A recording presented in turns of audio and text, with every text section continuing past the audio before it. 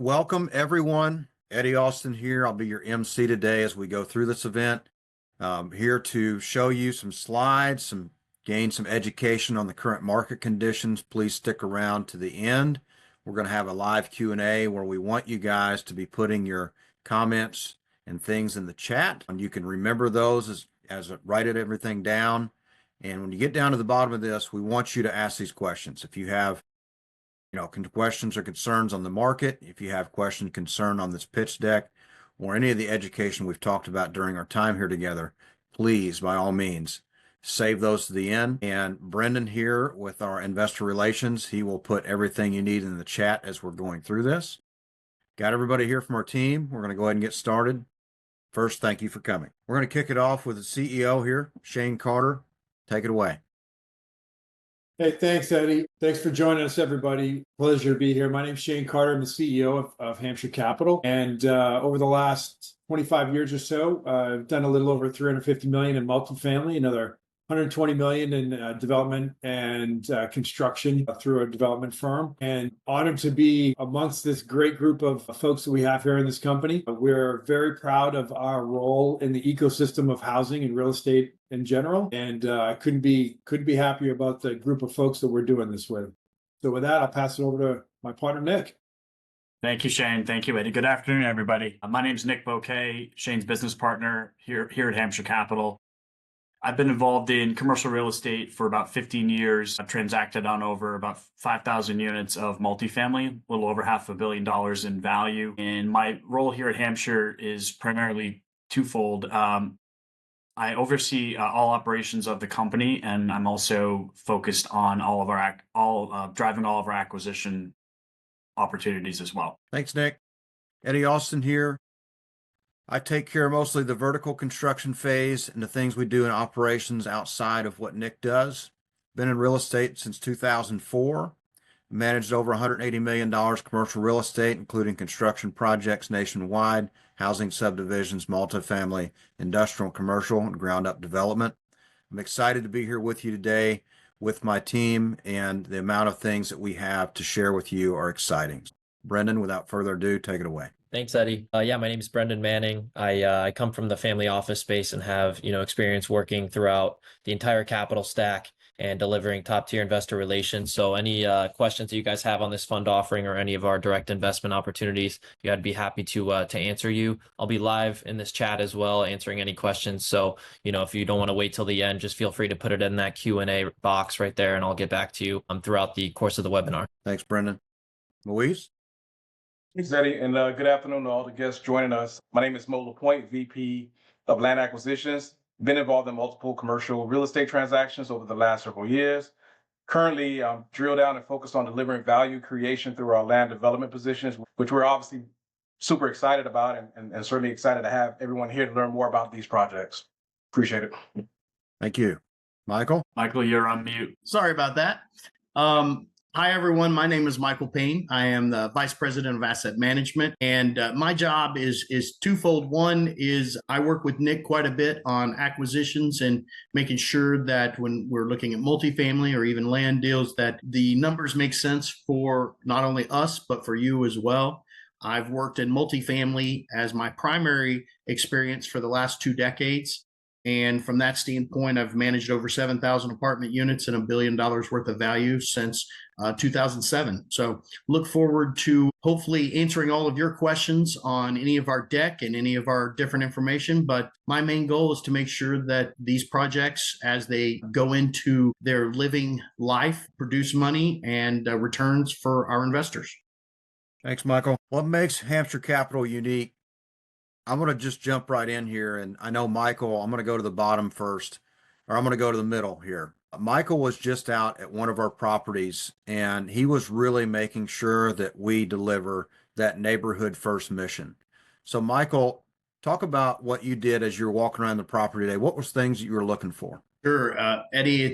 It's from the top to the bottom. So you're basically looking at, are there life safety issues? Are there things going on that could affect the property's value? Are there things going on that could affect our residents? What is the appeal of the property? How does it look from the standpoint of attracting new prospects that would want to live there? How does the staff feel? How are they doing? What's their success level? Are they leasing well? Do they have good amount of things going on? From that standpoint, it's all about making the appearance, the presence, the feel of the property feel like a community, and at the same time making sure that we're competitive and that we're a desired location for prospects to want to come. It's again from A to Z. You're going through kind of the gamut of the property when you're there, and you're looking for all the little things that if you put yourself in the driver's seat of someone driving by or looking online, what is it that's going to make them not want to come as much as what will make them want to show up?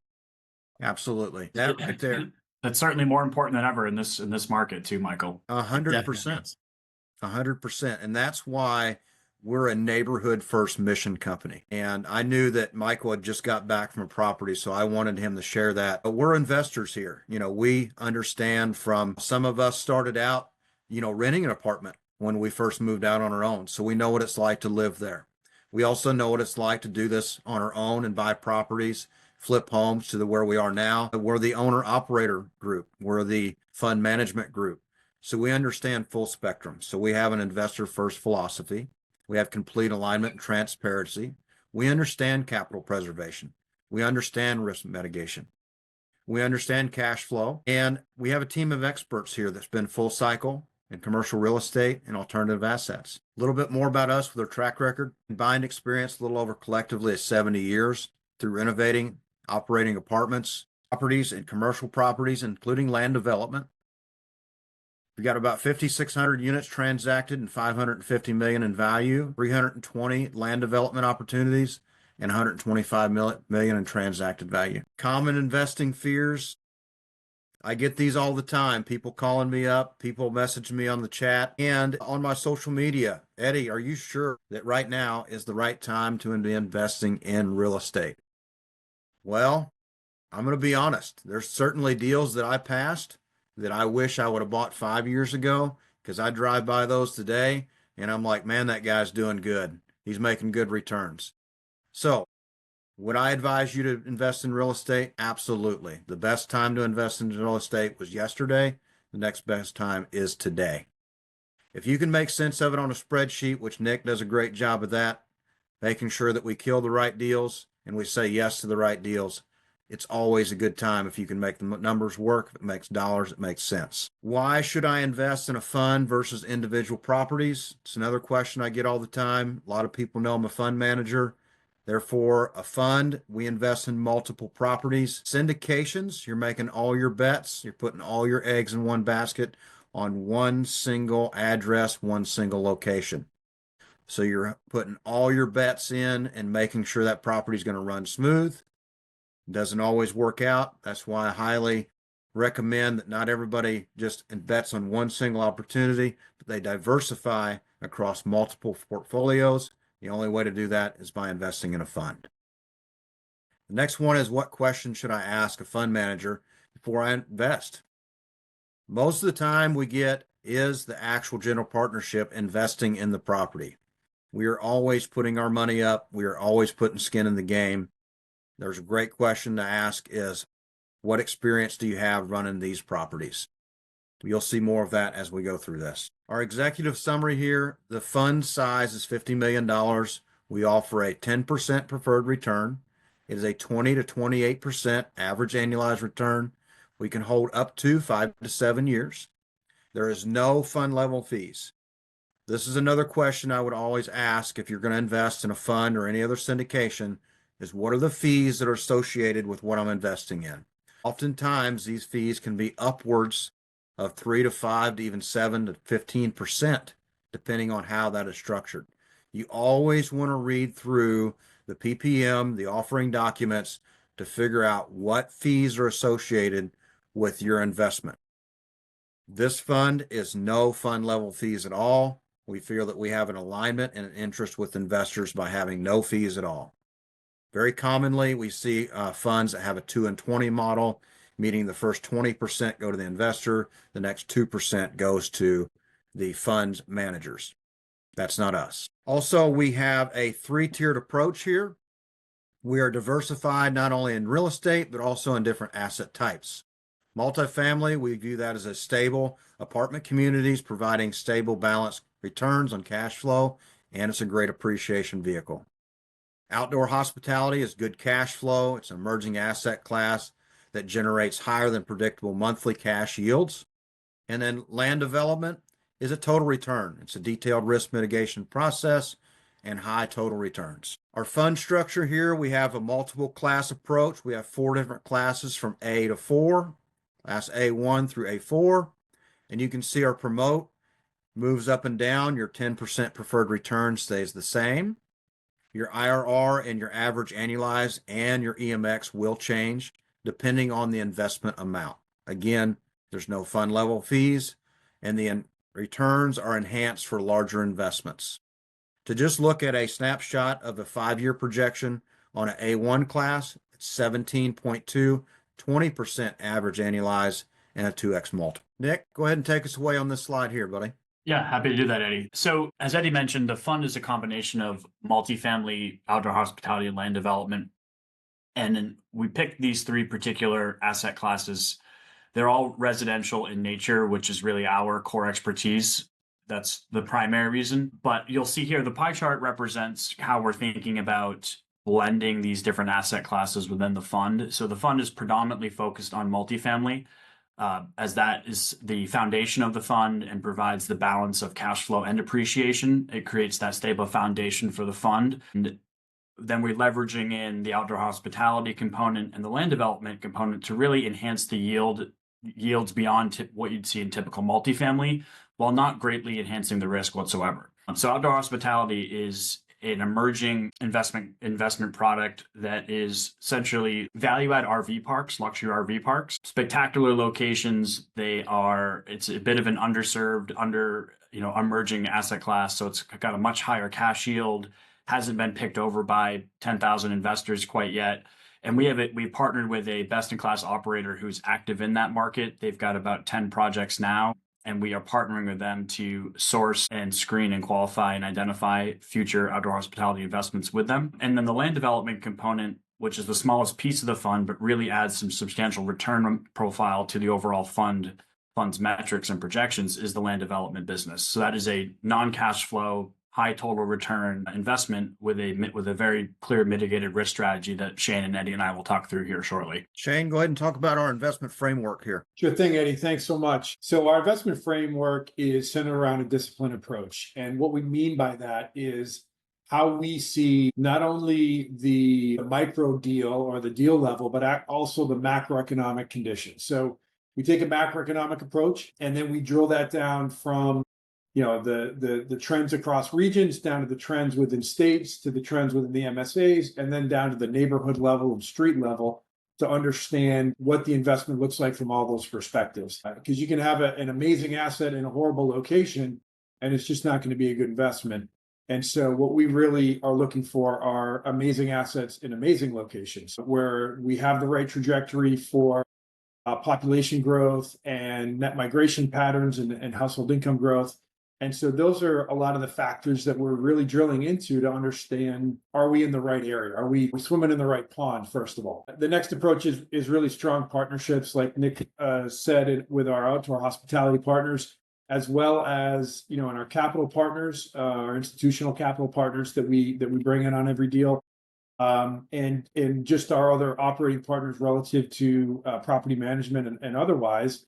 We are only aligning ourselves with A players and the best of the best in class for each one of their skill sets. And that goes to every single contractor that we work with as well. That's our approach, is that we want to surround ourselves with the best of the best. And that's just part of our framework. So risk mitigation is important because, we all work hard for our money, and preservation of capital is paramount. Like Eddie said, we're investors in this fund. We're investors in every deal we do. So my money's in there with our investors' money. A lot of people on this team, their money's going in as well. And so preservation of capital is paramount. We care about our investments and our fiduciary responsibility on that deeply. So diversification, like Nick talked about the last slide, kind of blending that cash flow, that total return, and the balance and stability of multifamily is a great construct for this fund, and that's why we've built it the way that we have. So active management is really the fact that we're super hands-on, but that is Michael Payne's daily existence is drilling in and living and breathing and managing the managers and in being extremely hands-on. I think a lot of operators and a lot of folks in this business sort of say, hey, well, look, I hired a third-party management firm and I bought the asset. And so the third-party firm's just going to do a great job, right? Incorrect. You have to be in there every single day in the trenches, expecting what you expect, making sure that those KPIs and those metrics are being met, catching problems before they happen and balloon into major problems. And that's what sets us apart as different as fund managers, is that we are very hands-on in everything that we do. And then finally, people first philosophy. I think a lot of people in this business also get something wrong that we have as a key component to who we are, which is that you got to care for the residents. The performance of your property is directly related to your resident experience. It's directly related to how well your residents feel cared for and they feel like that you're taking care of their home, because this is their home that we have the honor of being able to own and manage. And so their experience is what matters the most. And so that is paramount to what we do and how we do it. 100%, Shane. Everybody forgets that this multifamily, it's a business, and those tenants are our customers, and customer relations is huge. And a lot of people in this game forget that your tenants are your customers, and you have to keep those customers happy to keep coming back and pay every month. And what is most importantly is that you take care of them well enough that they want to invite other family members to come and live there as well inside this community, and they refer to their friends. Sure, you got lower turnover costs because they don't want to go anywhere because they know that they feel cared for, loved, and respected in their home. And so why would they want to leave and go to somebody else just because it's $50 a month less? And so there's a whole bunch of side effects that you get from just doing the right thing by people. And I'll just add, that's one of the reasons why we're really big on making sure that there's at least 4 to 5 community events at every property once a month. So weekly, we've either got hot chocolate bars going, you've got all kinds of different things like that bring the residents together so that you create a community. And then that's how you end up having a great basis to create that family community for residents type environment. Yeah, absolutely. Everybody hear me okay? Yep. All right. Sure do. Go ahead, Nick. Sure. So I would like to talk through just market observations, kind of what are we seeing right now in the market? What have we seen in 24, and kind of where do we think things will be going in 25? I'm going to start with multifamily since it's the biggest bucket and focus of the fund. And multifamily so far for us in 24 and really for the last 18 months has faced a lot of headwinds and had a lot of both macro and sort of micro challenges. We've underwritten a number of multifamily deals this year. We haven't purchased any multifamily quite yet. We don't quite see the tailwinds the near-term tailwinds we're looking for. There's absolutely strong long-term fundamentals for the asset class, but it's had, from a macro perspective, it's had substantial capital markets challenges with the increase in the interest rates over the last 12 months. We've seen a little bit of relief there, but those have yet to really come down. But even we can work around that on an acquisition standpoint. But even more challenging, and I guess more concerning for us, is kind of what we're seeing on the supply side and really the day-to-day operational side of these assets.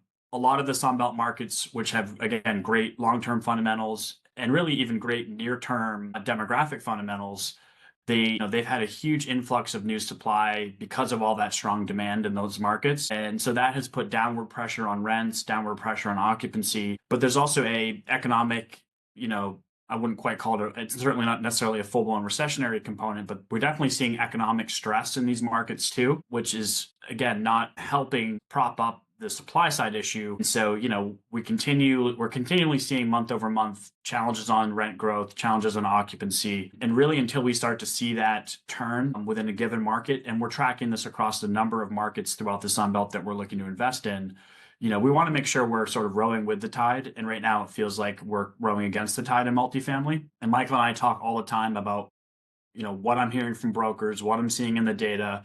He's giving me real-time feedback on what we're seeing at the property level. And we just don't quite feel like that whole story is quite in alignment yet to really get aggressive again on trying to buy multi. But it is something we're actively tracking. We do think the tides are going to shift in 25, and we do expect to be actively deploying capital into multi again in 25. Now I'll shift to kind of where we see real near-term opportunity and where we have near-term pipeline is in our land development business and in the RV outdoor hospitality space. Both of these are very well positioned for investment in 24. Absolutely will continue to be in 25. We're going to talk through a land development deal with you today here shortly. We've got another 3 to 5 of those active deals in the pipeline now that will be closed, a couple of which will be closing in Q1 and Q2. A couple of those will be closing are set to close probably Q3, and I'm sure we'll find other things in between here and there. But wonderful fundamentals, wonderful deal activity there. Great time to be active in that space. Absolutely. I want to go a little bit deeper on one subject. You talked about your building supply coming into the market. And I wanted to give kind of a real world perspective on that and kind of a rent number. So when you think about, Class C getting downward pressure, when you bring in brand new multifamily from a developer standpoint, those developers have developed that building and they're in a pre-lease stage. So they'll give away the house to get people in those units and get them filled up so they can actually then sell that to a value add perspective, someone like ourselves that would buy it. So there's meat on the bone.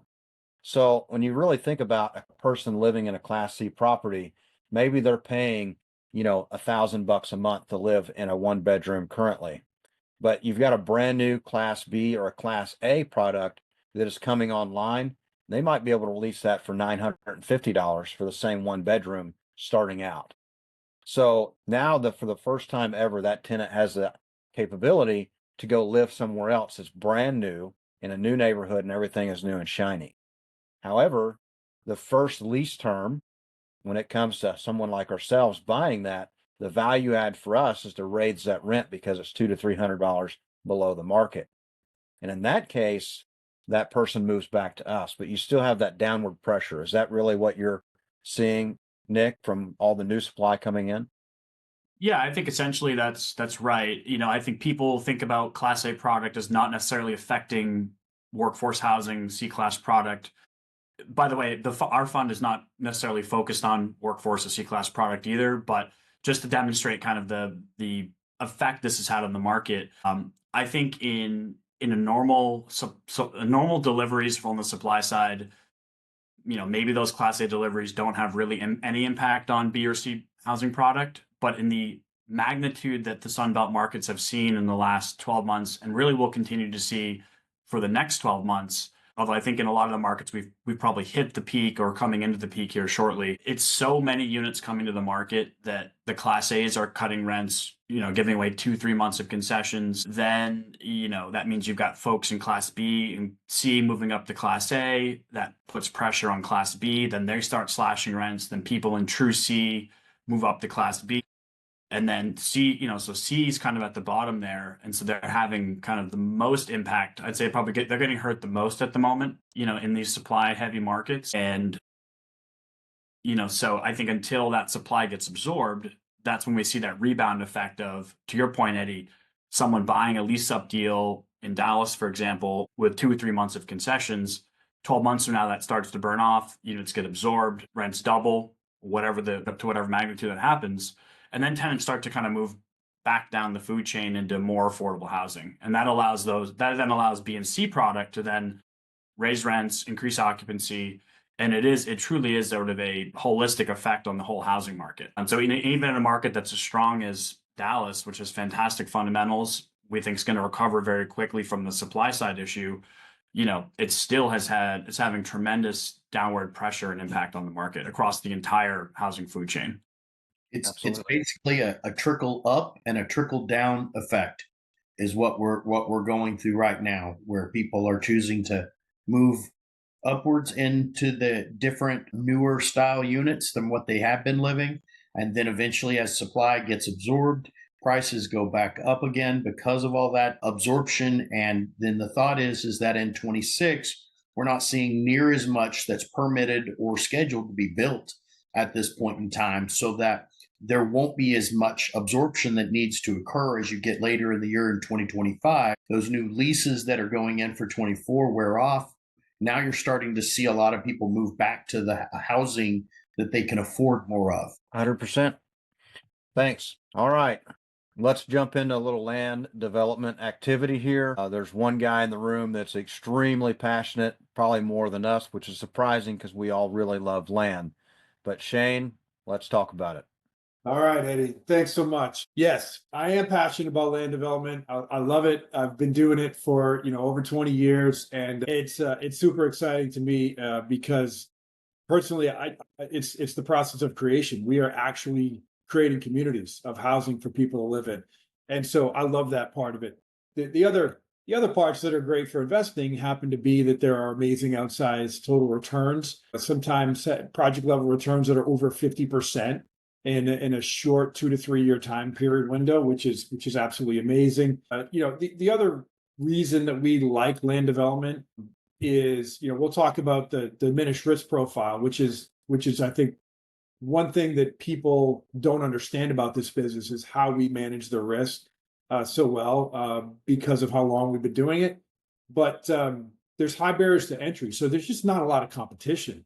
The ecosystem needs more people like us. The national home builders need more people like us, and we're a rare group that we can perform here. And so it's just a difficult business to get into, and you don't know how to do it unless you've been doing it, which is the age-old problem of how do you learn how to do something. And so we're fortunate that we are able to benefit from our experience here, and the high barriers to entry, basically are all about all of the challenging things that it takes to get projects entitled and approved and get them ready to build, and our ability to manage that process and manage that risk and manage the risk along with that throughout the entire process. Great favorable fundamentals. We have a national housing shortage. I think everybody knows that.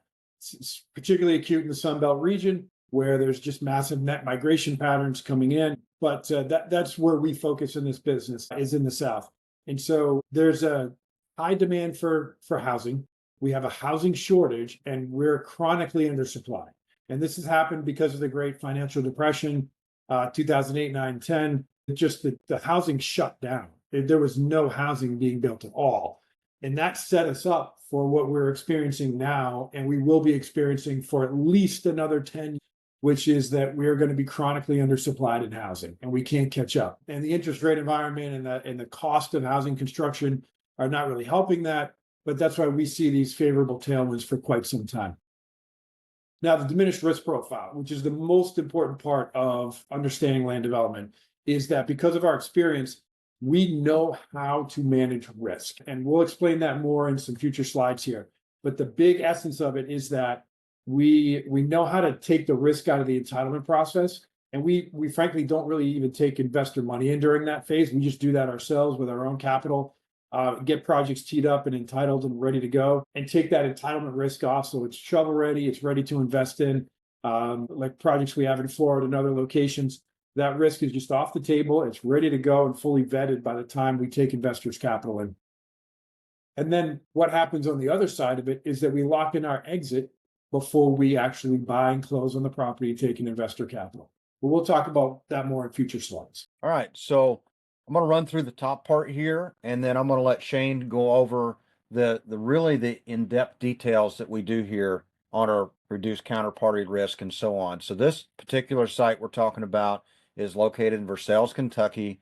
It's 318 residential lots, single family, and this is a horizontal land development. So this is not a complete development into a vertical phase. This is just the horizontal phase. So Shane, if you take that away and kind of explain all the way through what we're doing here.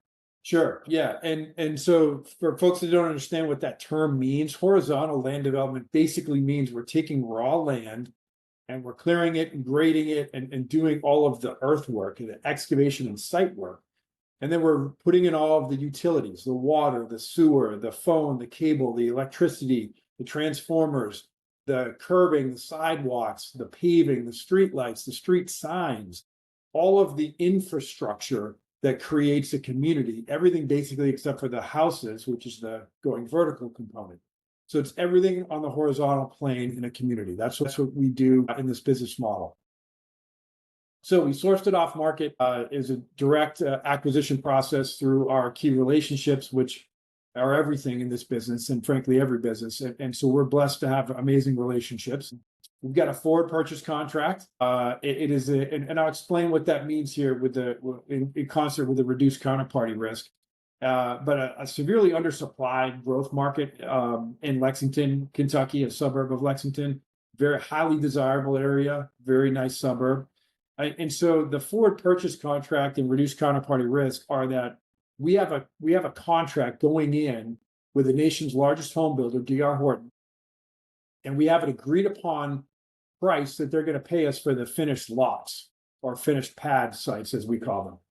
And so we have that locked in a contract, and they've given us a deposit that's released and non-refundable into the capital stack. So that greatly reduces the risk. We have the exit locked in, we have their skin in the game, we have their money that we're locking in, allowing to use, the money's released and allowing us to use it to pay the excavation contractors, et cetera. And so we have tremendous counterparty, credit counterparty risk here in the nation's largest home builder. And it's frankly how they got to be that way. Why is D.R. Horton head and shoulders above everybody else? Lennar is the only one that's even a close second, is that they employ a lot of these types of contracts where they control a lot. They have off balance sheet third-party developers develop the infrastructure, and they basically buy just-in-time inventory for themselves to build on and then sell through. And so it hits their balance sheet, they sell it through, and it's off their balance sheet. And they just rinse and repeat over and over. So the phased acquisition is important for both parties too. This is 318 lots, and they're only buying them, say, 50 lots at a time. As we get the infrastructure done, we've got 50 lots completed, D.R. Horton buys them. So we're incurring expense, and then right when we get done with incurring that expense for that section, we get the income to pay for it. And we go do the next section of 50, and then their income comes in and buys it. And so we have a reduced party risk because we are not building the entire thing and incurring this massive risk of the construction cost all at once, and then hoping that they come through and actually close on it. We're reducing our risk throughout the entire process by having D.R. Horton buy the lots as we're building the infrastructure phases out. And then, of course, the entitlement risk, like I talked about before, it's off the table, fully entitled, ready to go. And we don't really ask people to take any of that risk at all. We take that on until it's done. And that's when we close on the land and proceed. Absolutely. And there's one other thing that we do that kind of, allow them to know that we need to get this off our books as well, because it's important for us as well. So we put in escalators that really, not only do we have timing in there for how many lots they purchase in one tranche, but we also have in there escalators. So they know if they carry this out very far, they have to pay what, 2, 3, 4% more? That's exactly right. Yeah. So again, we reduce our risk by how long we hold these things. We need to make our money as quick as possible so we can get our money back to our investors. That's one of the ways we do that, is by they're incentivized to take these lots down quicker. Yes. Yeah. For those on the call who aren't familiar with horizontal land development, but have done multifamily investment, it would be like if you had a multifamily deal you bought in month A, but you had a pre-agreed sales price in month 12, as long as you did certain renovations of the property. I mean, it's a structured investment that is just, it's very, very appealing and very attractive and very de-risked, as Shane mentioned. Absolutely. So this is our land plat here. You can see that we're in between two major roads. There's strong development off to the left side of us, and there's green space off to the right. And our land purchase here is $7.8 million. And our Hampshire equity, we'll explain this more on the next slide, but it's 1.3 million. So immediately you're probably thinking, well, wait a minute, how are you putting down 1.3 million on a $7.8 million? And then the total construction cost is 25. So it seems like an over leveraged scenario.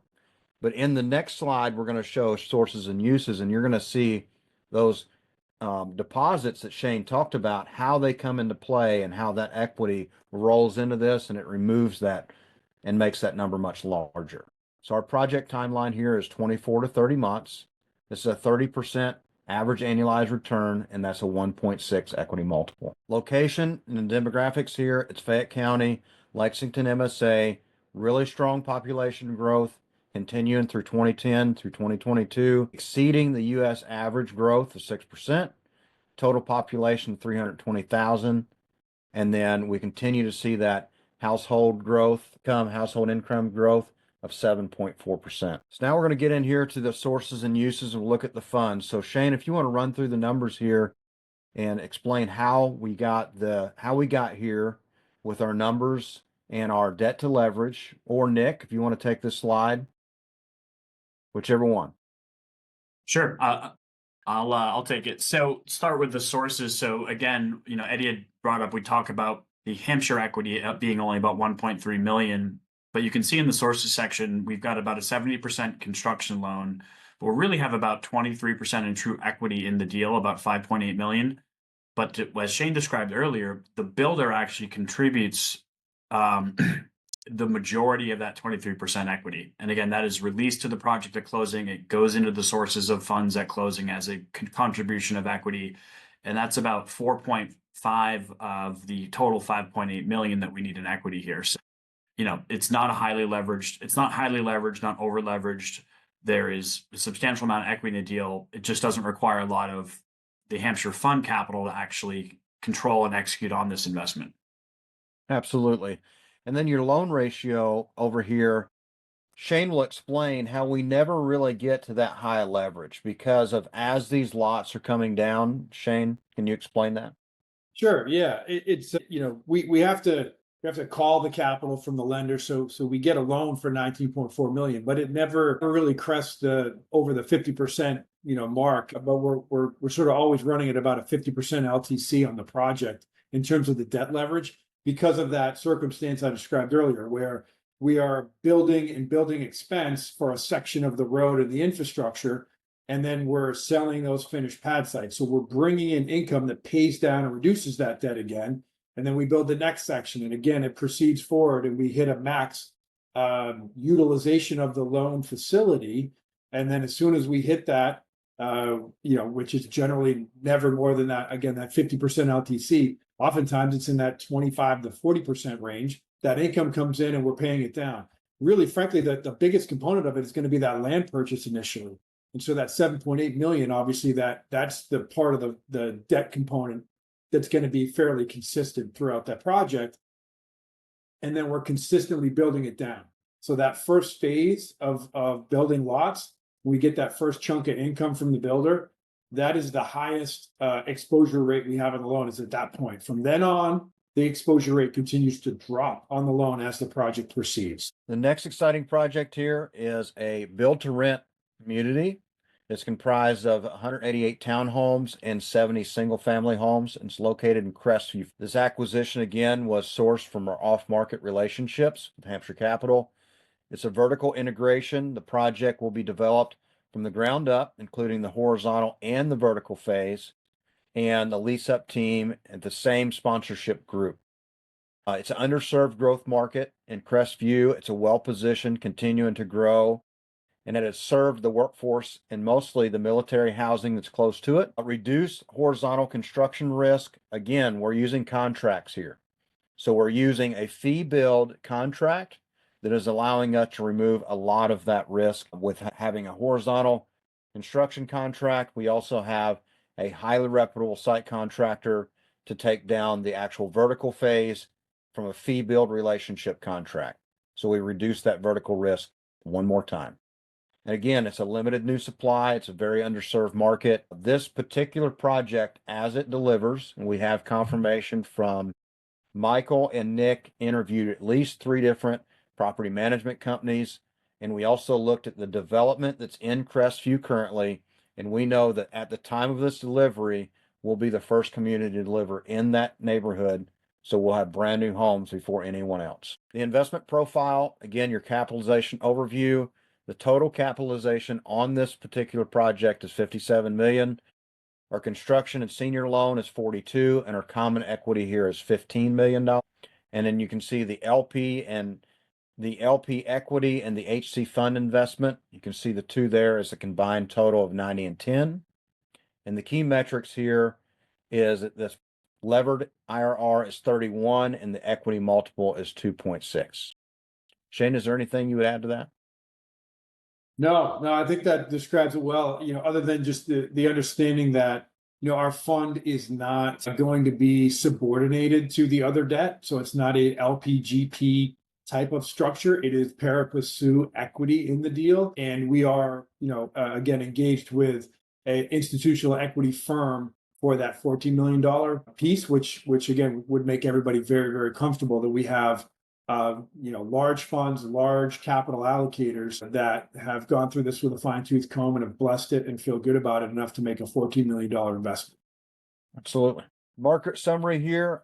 I know, Moise, you've done a lot of work here in this market, understanding housing vouchers, stuff like that. If you want to talk through the slide. So yeah, and thanks again, Eddie, and sort of high level, I always kind of like to back it up a little bit and from an HC or Hampshire Capital land development standpoint, in addition to total return and velocity of capital, we think about land development, I always say, through investment opportunities through the lens of delivering locally based residential solutions, sort of risk adverse and a collaborative engagement with the municipality. Here, there's a tremendous opportunity to deliver housing needs to, folks of the sort of the Elgin Air Force Base, so those airmen, as you mentioned, Eddie, earlier, from that nearby military base has really helped serve that area. And along with, the Shoal River ranch employment being a major driver, helping serve the needs of workforce and really effectively attainable rental new supply, right, for that market.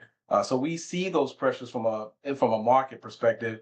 A lot of housing more in the coastal area, sort of limited supply on the coastal, and the need to help serve that more in the inland aspects of the Crestview area. So that helps solve this issue and really drives this project from a market perspective. Yeah, because think about the price of homes, close on the coastal market, how expensive that is in rent, and this project being closer to the ocean, but yet still has an affordable aspect to it as well. Absolutely. Location summary here. This project is it's in a nice location. It's close to some major brands that you can see out there. And it's a 34-acre site. It's the median household income is 57,000 or 64,000. And then I'm sorry, the median let me back up here now. Medium household income is 57,000. And then on the site, it's 64,000. And then your medium home price is 349,000. So let me back into that number here and reverse engineer it a little bit. So this particular project, when we're delivering these as brand new units on leased, we're coming in at about $230,000, $240,000 per home. So you can see that instantly our median home value is 349. So we got equity instantly day one. Plus you lease that up from a commercial standpoint with a T12, the amount of money the project's worth after that, you have a T12 basis based off cap rate, the value really increases from that point as well. Another thing that we've done on this project to really make sure that we're doing this well is we've interviewed many builders on the vertical side of things, and we know that we can actually build this project, the vertical product of this, at $100 a square foot or a little bit more, which is extremely impressive. Nick, if you want to run through our sources and uses here on this project. Yeah, sure. On the uses side, we've got a total cost of about $225,000 a unit. To Eddie's point, that's a very attractive basis here in the market. Most new development product here in the Panhandle of Florida, where Crestview is located, is coming in at about $240,000, $250,000 a unit. Really, the way we're able to drive that cost down is really two things. One, it's the creative way we have worked with these vertical builders and how we've designed the project to get to that low cost per square foot number and low all-in hard cost number. But also we have a fantastic land basis in this deal where we acquired the dirt right. And so collectively, those two components really have helped us drive down our total cost basis here, which really helps to drive up the return potential and return profile of the project. Go ahead, Nick. Yep. So 5-year pro forma here. Please dig into this if you have an interest, and we're happy to talk to you about any detail here or any questions you have. But really what we're trying to represent here is it's two things. We've got kind of a 2-year lease up period. We're planning on about 18 months of lease up, which is based on is right in line with the feedback we've received from the property management groups. So really I'd focus in on that stabilized year 3 number. That is our sort of projected stabilized NOI of about 4.5 million. And that return on cost is a metric that we look at very heavily, both certainly in the development business, but absolutely in the value add business as well. And really what the return on cost represents is essentially the relative project cap rate based on your NOI relative to your cost in the project. So what we're saying here at stabilization of 7.7 is that, we've got a 7.7 return on cost. The market today is somewhere between 5.75 and a 6 cap rate. So if your return on cost is higher than your cap rate, you've inherently created value because we could sell that revenue stream for a 5.75 or a 6 cap, or hopefully even less by the time we get to there in 3 years. And so that's it's a very simple way to determine whether or not a project has the ability to generate alpha and substantial returns above what you would pay for something if you just went out and bought the deal stabilized at a 5.75 or a 6 cap. Absolutely. I'll quickly run through the exit assumptions. So we're, again, today's cap rate's 5.75 to 6. We're holding it at a 6. We really tried to, when we think about exit value here, we also tried to balance kind of the gross sale value per unit. We wanted to be below that 300,000 per unit number, substantial discount to what we're seeing in the market for the average home values, which is kind of a decent side-by-side comparison of kind of what this BTR product might be worth. And the whole period's 3 years. So basically the business plan, very simply, is to build it, stabilize it, lease it up, stabilize it, and sell it. So it's a quick turn here. These units, as they come online, it's not like, in year 2, we start delivering units. So even in the first year, as we finish these pads, we've kind of phased this development out. So we've got plenty of time to lease it up. We're not in a hurry. We're definitely, we do not have an overpromise scenario here because we base that on when we deliver these units in the first 12 months, they're starting to lease those up. And then we got, 258 units leased before. We're still T3, T12, or T6, and on a full rent roll, having completely leased up over the 36 months today. Wait, so outside the grant? So we've got about a full rent roll, between, say, probably 28 months, 30 months. No, it's an 18-month lease up. We'll be, we should be fully occupied at roughly, 93% occupancy is our projected stabilized occupancy at month 18. So I think to your point, Eddie, we're not delivering a single building here. We're delivering 258 units essentially in, call it 40 unit block pods. And so we'll be delivering units, starting leasing and operations, continuing construction, delivering units, starting completing operations, as we roll through all 258 units. So there's a gradual revenue build, and we don't have to wait until construction is 100% complete before we can start to have the project generate revenue.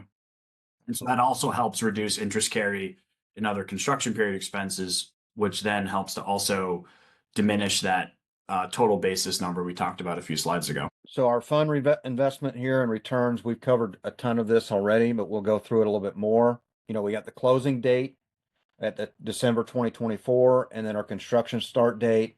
And then, as Nick was talking about, our lease startup is actually October 2025, construction completed in 26. So fully stabilized at the 18-month mark. Our fund contribution again is at 1.5, and then our total fund distributions is 2.7. And this particular project, the metrics are as a 1.6 equity multiple, your average annualized return of 25%. Time for Q&A. If anybody has any Q&A, please drop that in unless Brandon's answered it all in the chat. If not, I would like to talk to Michael about the things that he's seen related to insurance on this project, because I know you guys went out and marketed insurance on this already. And then also the feedback that you got from the property management companies as well. Yeah, Eddie, thanks. I think from an insurance standpoint, everybody's worried about if you're near a coastal area at all, are you going to be able to have insurance coverage the hurricanes that hit in the Florida area, they did create some cost expenses for insurers.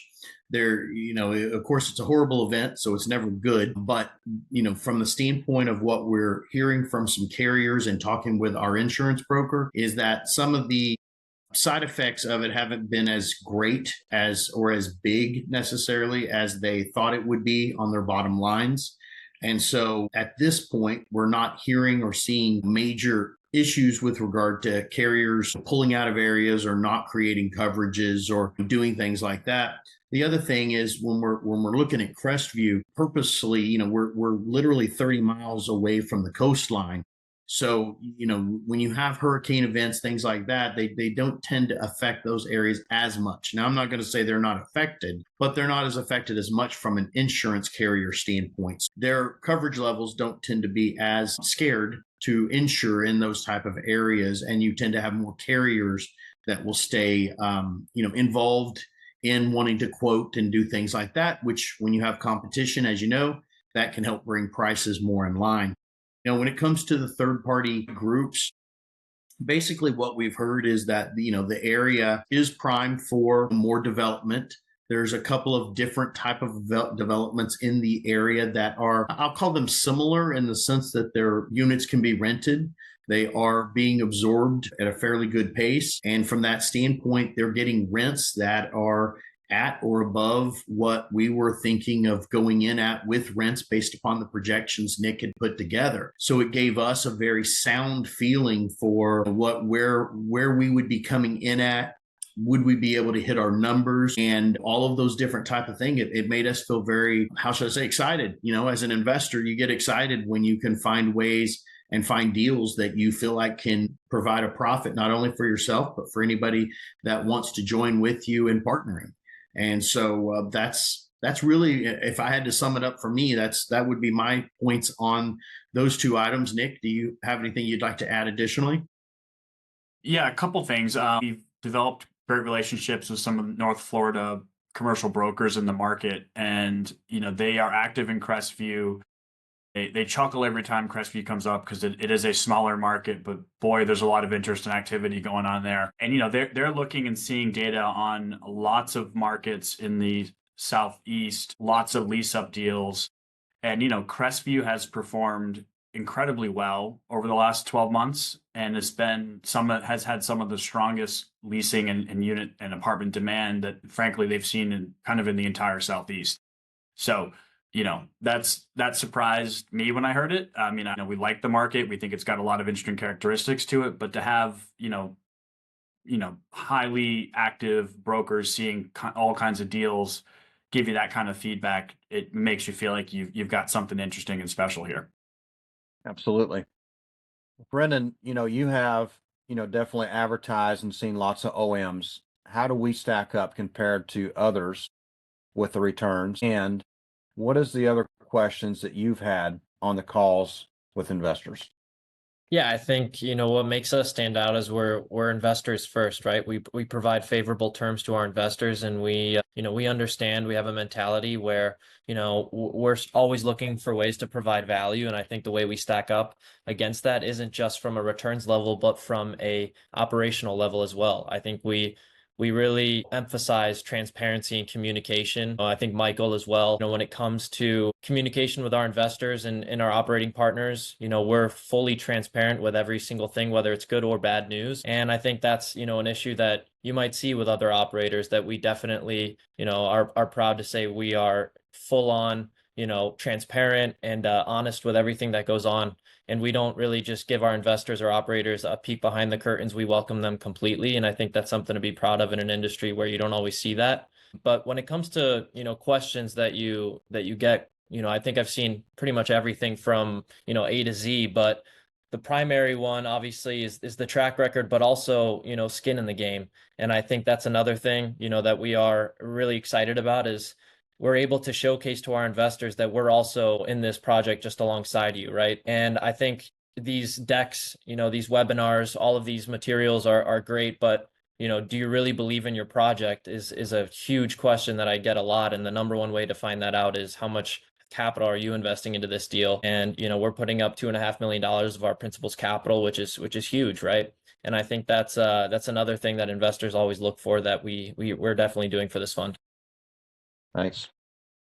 Does anybody have any other questions? No? All right. Well, thank you all very much for coming. If there's anything you need from us, if you would like the underwriting, the OM, anything we've talked about, this deck, you're welcome to it. And if you have any questions on anything else, please, by all means, reach out to Brendan or myself or anyone here on the team. You can email us any point. Thank you all. Thanks, everybody. Have a great rest of your day. Thank you. Thanks, guys.